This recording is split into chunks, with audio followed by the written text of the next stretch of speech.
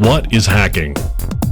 The Internet Engineering Task Force is responsible for maintaining documentation about protocols and various specifications and processes and procedures regarding anything on the internet.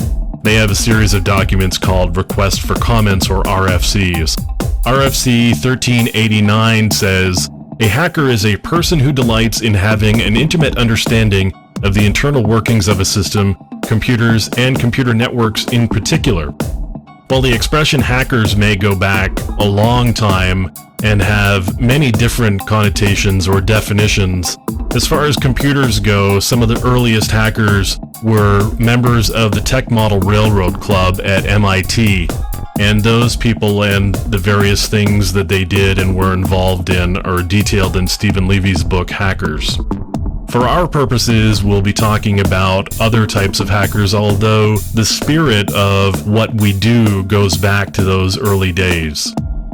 The definition of hacking or hackers changed, particularly in the 1980s, and in part as a result of a couple of people. Robert T. Morris was a Cornell graduate student who unleashed a piece of software that was called a worm on what was an early version of the internet.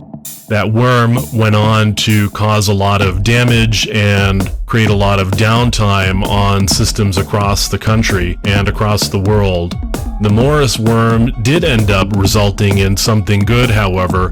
The Computer Emergency Response Team at Carnegie Mellon was created primarily in response to the Morris worm.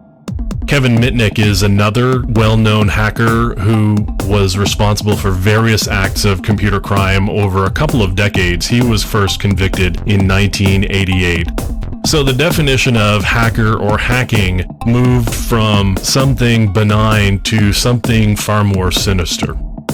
In popular culture, we see hacking or hackers in the movies War Games, the movie Hackers, of course, the Matrix movies, where you can see, if you look really closely, they use a tool called Nmap, which we will go into the use of in great detail later on.